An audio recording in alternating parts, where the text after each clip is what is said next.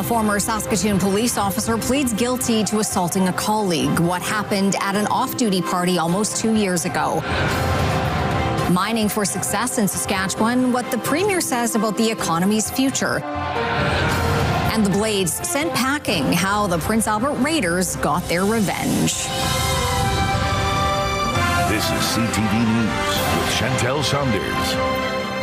Good evening. A former Saskatoon police officer who pleaded guilty to assaulting another officer at an off-duty party will not be spending any time behind bars. CTV's Stacey Hine on what happened at the gathering and the sentence that was handed down in provincial court today. Former Saskatoon police officer Dylan Kemp has pleaded guilty to assaulting a junior female officer at an off-duty party.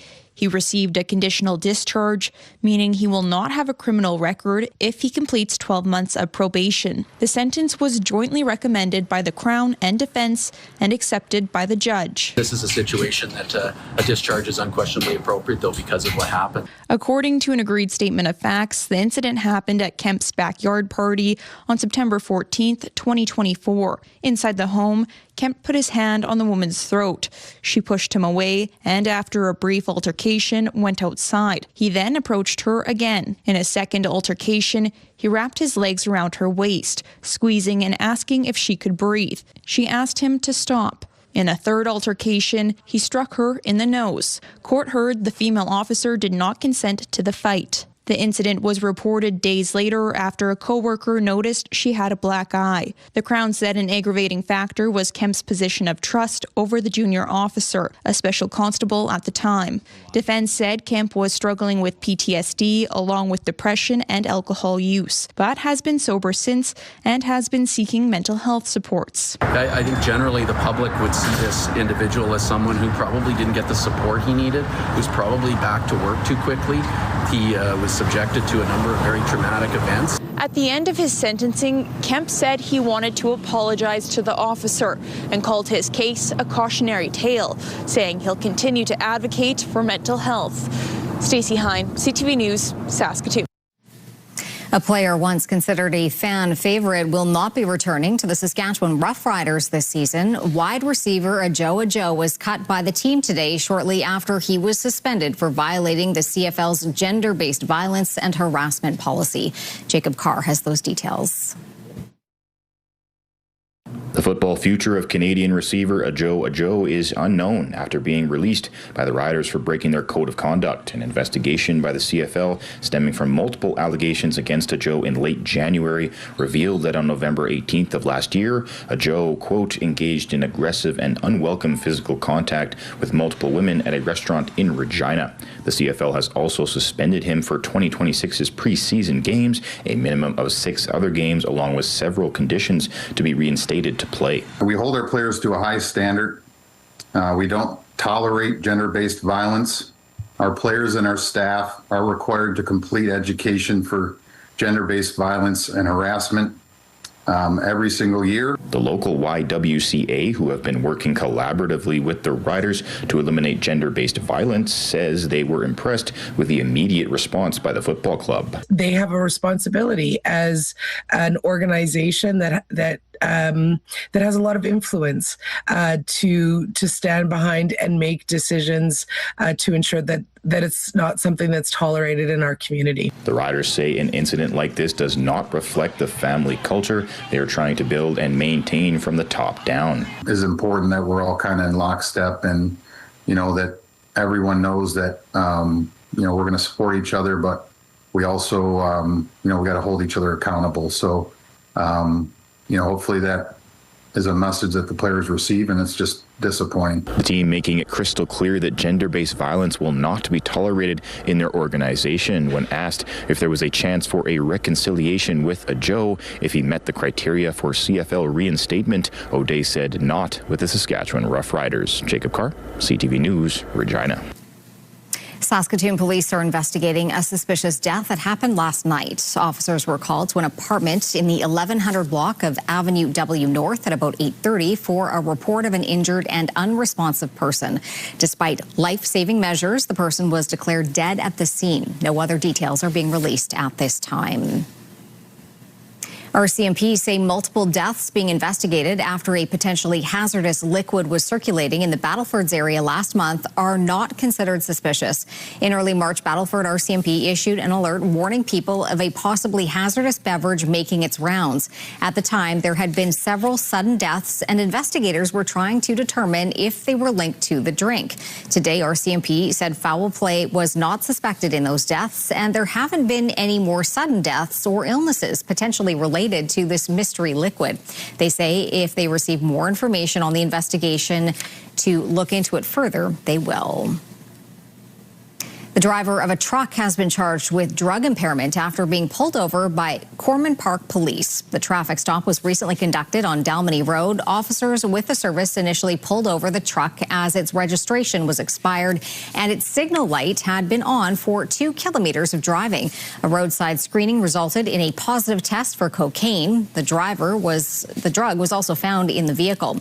Police say the driver, who was already suspended from driving and had never had a valid driver's license, has been charged with impaired driving by drug. He was also ticketed for driving while disqualified and operating an unregistered vehicle.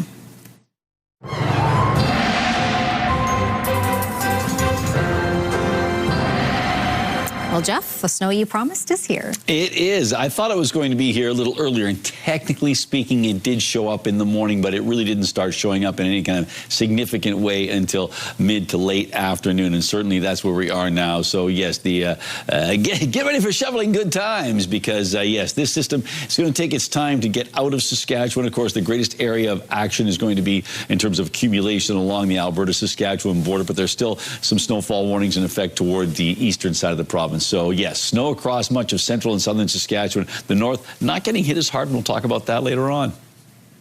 Another round of layoffs at Saskatchewan Polytechnic has many questioning if more are in the works. This week's cuts are the latest in more than 100 that have been made over the last several months.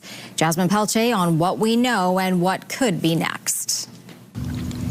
30 full-time and part-time workers received layoff notices from Saskatchewan Polytechnic this month, including 18 faculty positions. This follows 23 layoffs announced in February and about 100 layoffs carried out throughout 2025. Saskatchewan Polytechnic says federal immigration policy changes are contributing to the decline in international student enrollment.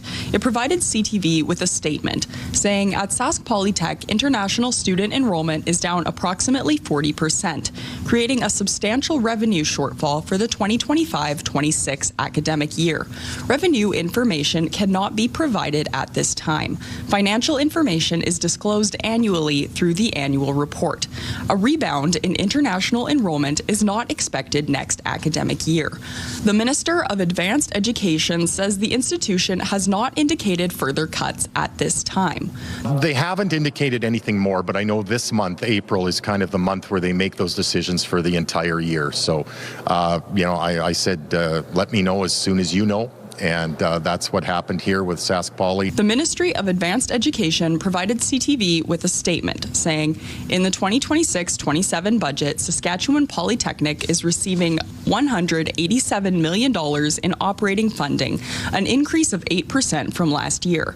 Saskatchewan Polytechnic will continue to receive 3% increases to operating funding each year of the new multi-year funding agreement.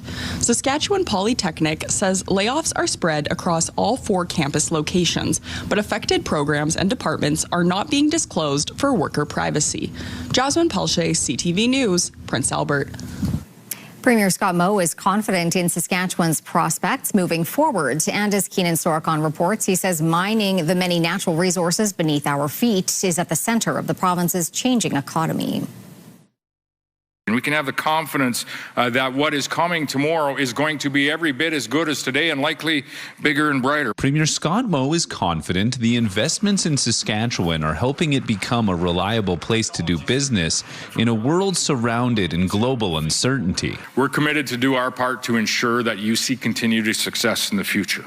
to see Saskatchewan-based companies and Saskatchewan people continue to succeed wherever they live. Mo spoke to hundreds of attendees at the Saskatchewan Mining Supply Chain Forum Thursday. Central to see Saskatchewan's prosperity remain on track is the province's plans for the grid. With mining projects demanding immense amounts of power, Saskatchewan's electrical system is important for its economic future and what the mining industry expects from the grid. We need that consistency, and we're pretty much at capacity in Saskatchewan in terms of our current power generating ability. Denison and NextGen recently received federal approval to proceed with their uranium mines in the Athabasca Basin, and BHP's Jansen Potash mine is expected to begin production next year after roughly $18 billion of spending. Sask Power's plans to spend billions of their own on tying together the northern and southern grids, as well as new transmission lines, will be vital for these companies. If you don't have power,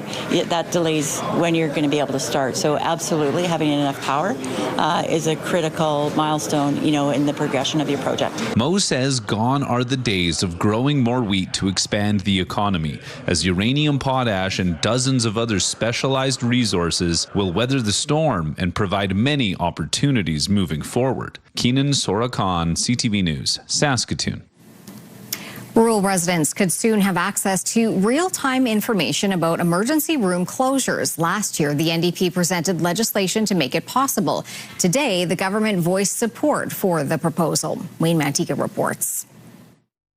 Those in favor of the motion, please stand. It's not often that government and opposition members stand together in support of an NDP proposal. We saw my bill, Bill 606, pass second reading today, passed a major hurdle in terms of getting this into law. There's a couple more votes that need to happen, but really pleased to see government stand and vote in favor of this bill. A website proposed by the NDP would provide up-to-the-minute information about rural emergency room closures. It would work a little like the highway hotline. In an emergency, minutes matter, and someone's life could be on the line, whether they go to the wrong hospital. If it's closed, they're going to have to turn around and head somewhere else. Currently, emergency room closure information is updated once daily. The government believes real-time data is a good idea. When the NDP's bill came forward, we looked at it and said, we're already doing much of this work and moving in that direction. And so, again, an opportunity to take a bit of the politics out of healthcare and maybe work together. The legislation will now go before a committee of all MLAs for clause-by-clause study. There could be amendments along the way, but there appears to be a desire from both sides of the House for timely emergency room information. Wayne Mantika, CTV News, Regina. Saskatchewan had the highest hospitalization rates among the provinces for vaccine-preventable illness in 2024. That's according to new data from the Canadian Institute of Health Information that shows Saskatchewan had 199 hospitalizations per 100,000 people compared to the national average of 142. Only the Yukon and Northwest Territories had higher rates. The report said delayed diagnoses and less access to preventable care methods in rural and remote areas could be factors. Vaccine-preventable respiratory illnesses surveyed in the report included COVID-19, influenza, pneumonia, among others. The second round of playoff series between the Blades and Raiders came to a close last night. One team advancing to the Eastern Conference Final, while the other team says goodbye to teammates. John Flatters has more on the series.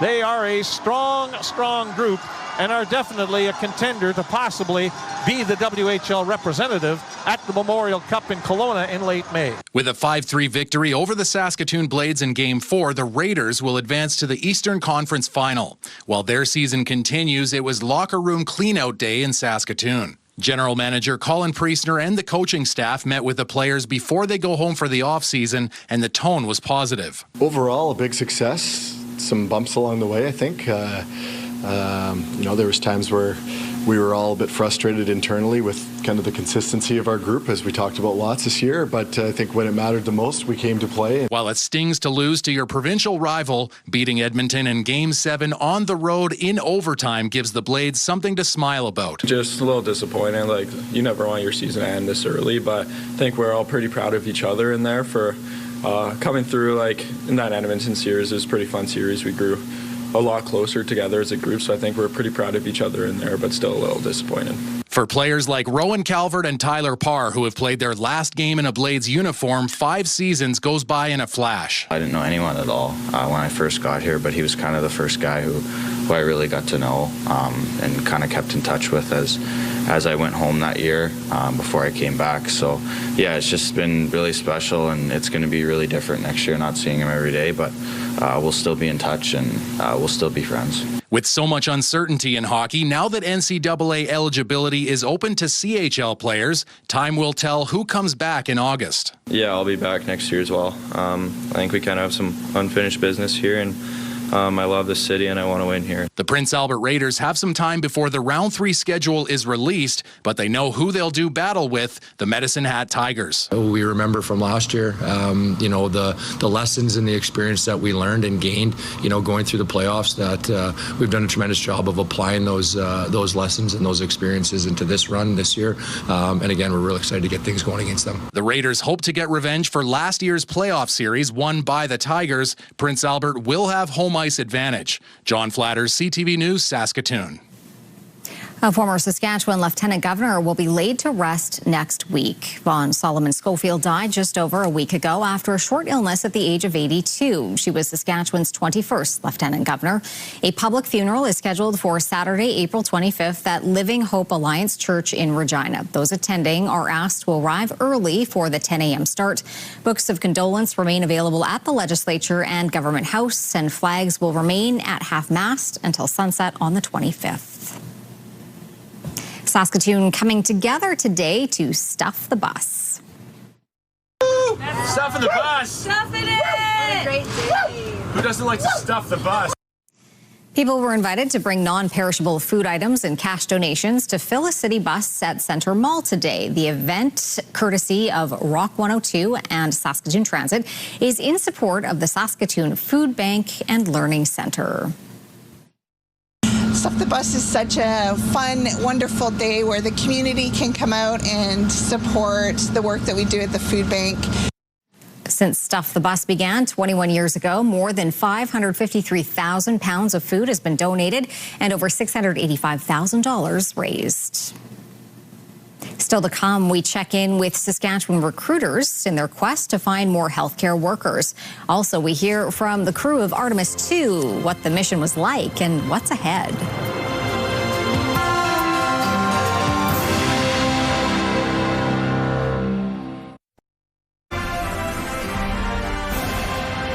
You're watching CTV News Live from downtown Saskatoon. Thanks for staying with us. The province is going beyond our borders to hire healthcare workers for Saskatchewan. Damien Smith on the efforts so far to ensure residents here get the care they need. Saskatchewan continues to look for physicians internationally. Try and promote our quality of life and certainly our cost of living, which is much more attractive in Saskatchewan than it is in other jurisdictions across Canada. And we also promote our team-based care and the fact it's very easy to meet people in this province and build relationships really quickly. The Saskatchewan Health Recruitment Agency says they are targeting countries like the UK, Ireland, and the United States. Other ones include Australia, New Zealand, and Singapore. Everybody is trying to attract the same small number of physicians that, can be licensed in their country. You need to be licensed by the College of Physicians and Surgeons of Saskatchewan. We try to target first those countries where we have the simplest licensing pathways. Physicians say that family medicine is the area of practice in need of most recruitment, as many doctors opt for other specializations. They can be whatever they want. They can be surgeons, they can be internists, they can be pathologists. We have to make sure that they see family medicine as a really good option for them. Physicians also hope administrative burden can be improved, which is largely paperwork after a patient visits. The only thing patients see is the work we do with them in the exam room. After they leave, I don't think they realize what happens behind the scenes. And basically, for every hour that we spend in the exam room with patients, there's about an hour of administrative work associated. While physicians continue to work a busy schedule, the Saskatchewan Medical Association offers several programs for well-being and mental health and other supports for doctors. Damien Smith, CTV News, Regina. In the Middle East, a 10-day ceasefire between Israel and Lebanon was scheduled to begin at 3 o'clock this afternoon, Saskatchewan time. But the Lebanese state news agency says Israeli artillery continues shelling after the temporary truce took effect. The ceasefire was announced by Donald Trump after he had conversations with both the leaders. Actually, it's very exciting because it's 48 years. We're going to be meeting with Bibi Netanyahu, as you know, and the president of Lebanon. And I had a great talk with both of them today. They're going to be having a ceasefire, and that'll include Hezbollah. The U.S. president plans to invite Lebanon's president and the Israeli prime minister to a meeting at the White House that would take place over the next week or two. He has also directed his vice president, secretary of state, and chairman of the Joint Chiefs of Staff to work with both countries to achieve lasting peace. Israel has not been fighting with Lebanon itself, but with Hezbollah inside Lebanon. The Iranian-backed militant group says any ceasefire must cover all Lebanese territory and not allow the Israeli military any freedom of movement. Meanwhile, the next meeting between the U.S. and Iran may take place over the weekend, according to Donald Trump. Tehran's nuclear ambitions were a sticking point during talks in Islamabad this week. But people familiar with the discussion said Iran suggested a halt to its nuclear activity for 3 to 5 years. The U.S. had asked for 20 years. Trump is not sure if the 2-week ceasefire agreed to with the Iranians will need to be extended beyond next week. He said once again today that Tehran wants a peace deal. The Americans warned they are ready to restart combat operations if an agreement is not reached. The U.S. says the blockade of the Strait of Hormuz is going well. Iran's closure of the waterway has caused the worst oil price shock in history and forced the International Monetary Fund to downgrade its outlook for the global economy. Tehran says it will open the strait only if a permanent ceasefire is reached, and there are UN guarantees that the U.S. and Israel will not attack again in the future. In Ukraine, at least 16 people were killed in a Russian barrage that stretched from daytime into the night. More than 100 others were injured. Nearly 700 drones and dozens of ballistic and cruise missiles were fired primarily at civilian areas. It was the biggest aerial attack in almost 2 weeks. Ukraine's foreign minister says such attacks cannot be normalized. He called them war crimes that must be stopped and their perpetrators held to account. The United Nations says more than 15,000 Ukrainian civilians have died in strikes during the war. Today, Russia said 2 people were killed in Ukraine attacks on the Black Sea port. The crew of Artemis II has been back on planet Earth for nearly a week. And at a news conference this afternoon, the 4 astronauts, including Canadian Jeremy Hansen, answered questions about the mission, life in the capsule, and what's next. CTV's Heather Wright reports. They traveled more than 400,000 kilometers to the far side of the moon and back. Commander Reed Wiseman says the crew launched as friends and returned as best friends. We are bonded forever. I mean, that's the closest 4 humans can be and not be a family. For 10 days, the Artemis II crew captured the hearts and imagination of the world, going further and faster into space than any human has gone and seeing the moon and the world from brand new perspectives. We're all kind of struck by these things that make us feel small. And that the sense I had was this sense of fragility and feeling small, infinitesimally small. But yet, this very powerful feeling as a human being, like as a group. Speaking to reporters from the Johnson Space Center this afternoon, the crew says while they had an idea of the attention their mission was getting, they initially didn't know the extent of it until talking to their families back on Earth. When my husband looked me in the eye on that video call and said, "No, really, you've made a difference," it brought tears to my eyes, and I said, that's all we ever wanted. Canadian astronaut Jeremy Hansen hopes this mission inspires the next generation of astronauts to dream big and says it underscores the importance of working together. Don't do it alone, and share what you're trying to accomplish with others, because you need the support of others to do big things. And so share your goals, be brave enough to share them, and then you'll be surprised how people surround you and lift you up to accomplish them. Asked how optimistic they are that humans could soon have a permanent presence on the moon, Commander Wiseman said not only is it doable, but doable soon. Heather Wright, CTV News, Toronto.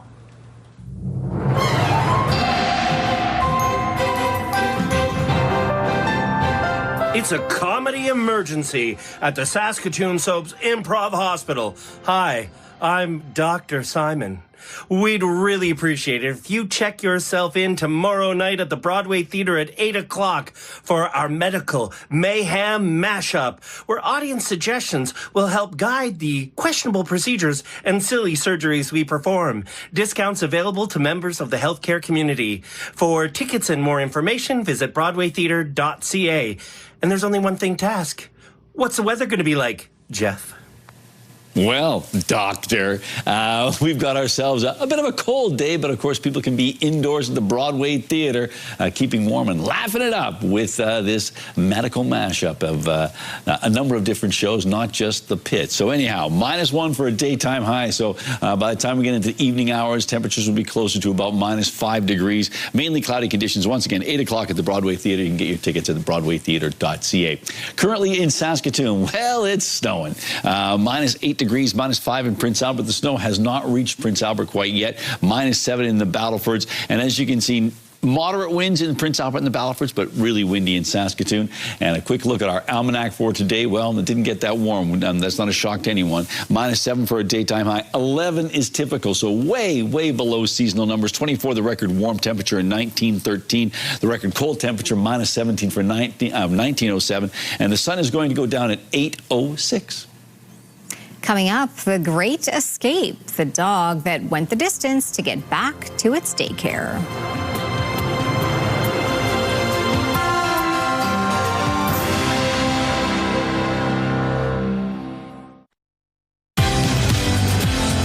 The Saskatchewan Junior Hockey League Championship is set. It's the Flin Flon Bombers taking on the Yorkton Terriers. In the morning, we're taking a look at the journey of those Terriers.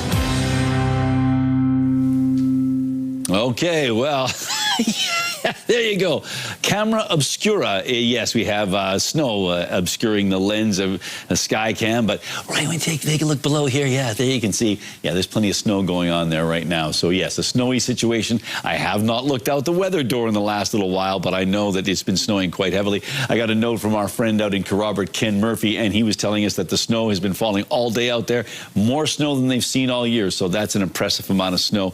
We did expect the western side of the province to be getting a lot more in the way of snow, and here is that low, the snow moving northward, and it continues to cycle that way. Eventually this will move into Manitoba, but it's going to take its sweet time. -8 in Saskatoon, -5 in Prince Albert, -7 in the Battlefords. As you can see, still quite windy in Saskatoon.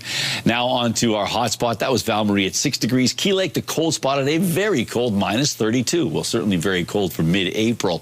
-6 degrees right now in Lloydminster, -8 in Swift Current, -9 in the Queen City, -4 in Estevan, and -10 in Yorkton. Into central Saskatchewan, temperatures ranging from -3 degrees in Waskesiu up to -9 in sort of a line there from Kindersley to Wynyard. A number of other locations in and around that 6 or 7 degree mark. -5 in the Battlefords there. -2 in Stony Rapids, -7 in Collins Bay, -4 in Buffalo Narrows, Key Lake, La Ronge, and Sandy Bay Island Falls. And then as we make our way into southern Saskatchewan, is anyone on the plus side? No. Yes, temperatures are ranging from -4 in Carlisle down to -10 in Indian Head, Broadview, and Melville. And as you can see towards the western side of the province, temperatures hanging around that -7 or -8 degree mark.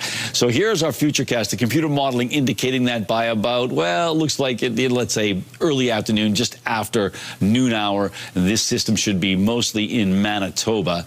And there's a little bit of a disturbance following in behind it in northern areas, but the bulk of the snow should be gone by then. So we still have some snowfall warnings in effect, basically from the Alberta-Saskatchewan border over towards Davidson. So those areas still could see upwards of 15 centimeters of snow. On the Alberta side of things, it's an amber alert for snowfall, and some places like Oyen and those locations could see up to 40 centimeters of snow. Mother Nature doesn't care about man-made borders, so there's parts of Saskatchewan they'll probably get a big dump as well. 1 or 2 degrees in the northern Saskatchewan area, but on the plus side tomorrow, flurries in Stony Rapids, cloudy or mainly cloudy skies in west central Saskatchewan, a chance of some fog in Kindersley where it'll be -1 tomorrow, the same for Rosetown.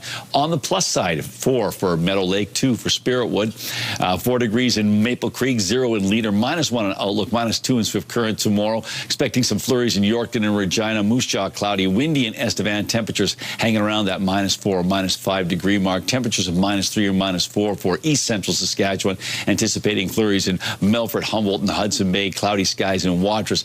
Dropping down to -11 tonight in the Battlefords with flurries. 3 degrees tomorrow for a high. And then the 7-day forecast getting up to 21 by Tuesday. Ooh la la. For Prince Albert, -10 overnight. Mainly cloudy skies tomorrow with a high of 1. And then a slow warm up on the weekend, but jumping into the double digits for Monday, Tuesday, and Wednesday, but backing off a bit on Thursday. Actually, a bunch. And finally, Saskatoon, -9 overnight, 5 to 10 centimeters of snow expected, -1 tomorrow with mainly cloudy skies.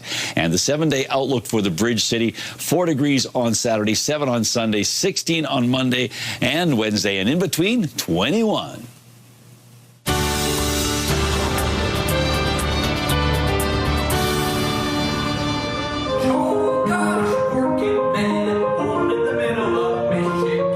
Seen here in rehearsal, Assassins is the Tony Award-winning Stephen Sondheim musical about would-be and successful presidential assassins, and runs until April 26th at the Refinery. A matinee has just been added to the run. That's this Saturday. Book your tickets at live5.ca. Hi, Emily. It's your Aunt Agatha. Just checking to see if you're home yet. The Ramey Modern is hosting the Saskatchewan premiere of the documentary Agatha's Almanac, directed by Saskatoon-based visual artist and filmmaker Amelie Atkins.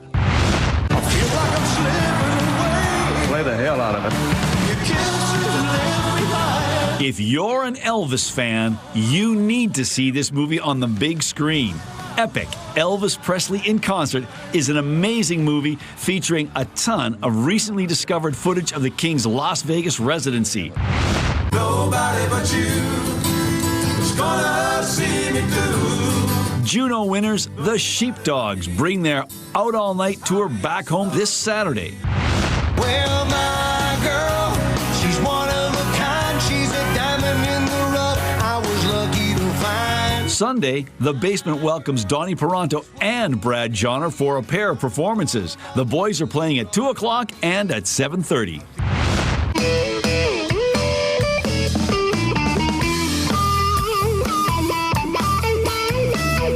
Bluesman Michael Charles returns to Saskatoon for a 2-night stand. That's Wednesday and Thursday at Bud's on Broadway. My whole family are doctors. I come from a long line of doctors. Medicine is the family business. Originally from Saskatoon, actor and playwright Sugith Varghese brings 26 doctors to the Broadway Theatre on Thursday, April 23rd. The solo show chronicles his life and acting career in which he has played 26 doctors. Jeff, I understand you were out checking out some pottery earlier today. I most certainly was, and it was Harry Pottery. No, just kidding. If it's made out of clay, you will probably find an example of it right here, because it is time for the annual spring show and sale. On behalf of the Saskatoon Potters Guild, with us today, Larissa Higgs. And Larissa, so much to choose from here. And, you know, I know it's a guild, but how many people are in the guild? We have 55 members. Some are associate members and others are working members. But not everybody has something on display here. No. This year for the spring sale, we have 22 potters joining us, so it's a little bit smaller than our 32 at Christmas time, but there's still lots of beautiful items. We're all ready for spring. Lots of beautiful items, and you know, I'm going to talk about you because you're the person I'm talking to. Ducks have become a big deal for you. Yes, they have. I make all kinds of ducks. Family members, pets that have turned into ducks. I even have a cannibal duck who's making chicken soup over there. Well, lots of ethical issues right there, but we'll just move on. How long, or rather, what are the hours for this show and sale? Because I know it's on tomorrow and on Saturday. Yeah, so this year our spring sale is a little bit different. We have Friday, our sale will be from 12 until 6, and then on Saturday it is 9 till 5. Okay, cash only, or are there debit machines? We have debit machines, cash, and there's no admission to come in. Okay, so it's free to come in and check things out right here at St. Joseph's Parish Hall. That's near the corner of 8th Street and Broadway. It's always terrific to come in and browse and check it out, and might do some early Christmas shopping. So thanks so much, Larissa. Thanks for coming. We'll hope to see you all this weekend. All right, Jeff, it's all about feathers and fur in Pick of the Day today. It most certainly is. And is it flying? Well, we'll see. Some of it is, because we're going to take a look at this. And this one comes to us from Mr. Lefebvre, Manny Lefebvre, but he was my elementary school science teacher, so I would probably always call him Mr. Lefebvre. He sent this in. He says, Jeff, the robins have arrived in Inglefeld, but one seems to have a genetic anomaly, a white head and some white feathers in its wings. Hope they survive the snow that is coming. I think they will, but I hope they do, yes. But it might be a shock to the robins too, Mr. Lefebvre. So thank you for sharing that image with us. And from Karen Beta, Barron calls this Pelicans Island, Saskatoon. And yes, those are a lot of pelicans on that little jetty there. So thank you, Karen. And finally from Laura, this mama and babe came for a visit on our farm near Fulda yesterday and made themselves right at home for over 3.5 hours. They must have approved of the B&B because they were back again today. Hope everyone enjoys them as much as I did. And that is a great shot. So yes, we'll see how the moose enjoy the snow. And if you'd like to send us some shots of critters or a sunset or something else, well, you can do that by sending it to cfqcnews@ctv.ca or scan the QR code. And yeah, we'll take a look at what you sent us. Still to come on CTV News, the dog that couldn't wait to get back to daycare. The mission Missy took without her owner knowing.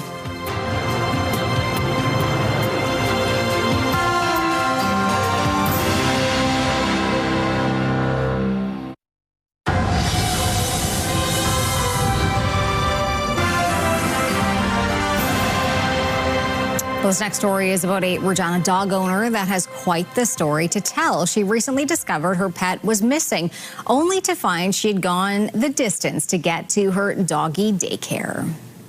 Missy is a 5-year-old husky who has been coming to Spot's place for nearly her entire life. On a day when she was scheduled to be elsewhere, Missy surprised everyone at the dog daycare by making her way over unsupervised. I looked up on our security cameras that are in front of my desk, and I saw this dog running around in the parking lot. I'm like, oh my God, there's a dog out there. It's Missy. So we let Missy in. Yeah. Biggest smile on her face. She was so proud of herself, so happy to be here. Monday to Friday, Missy and her owner make the 7-minute bike ride to Spot's place. According to the daycare, Missy was in her backyard when she made her way out through under the fence. Her daily routine of traveling there and back is likely what got her to the facility safely. Rain or shine, like I'm not even kidding, it'll be -30, they're biking. It is snowing out and he is still biking with Missy here, so. Yeah. So they take the same route, she's very familiar with it, so it's just like really second nature to her. Missy's owner was shocked when she got the call, learning her furry friend had escaped, especially since Spot's place is located in a strip mall off a busy stretch of road on Victoria Avenue East. It's just miraculous that, nothing happened and it wasn't, it was as positive of a situation as you could have it, right? I certainly don't condone dogs escaping yards and going out on, journeys by themselves, but we're just thankful. Spot's place is a daycare just for dogs. It's a place where they can be trained and groomed and is a home away from home. Depending on the day, they see upwards of 100 pets passing through with a never-ending stream of stories about dogs being dogs. But what Missy did is a first for them.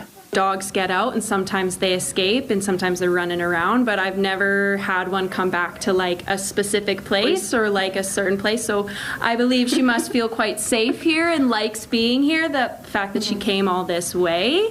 Proving practice and following your nose can sometimes get you where you need to go. Mick Favel, CTV News, Regina.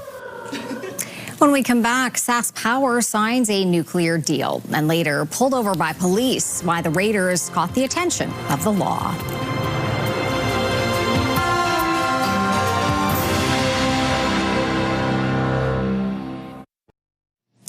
All right, it's time to take a look at our rural forecast. And, well, towards the western side of the province, looks like things are clearing up. Mainly cloudy skies for tomorrow, so not too bad.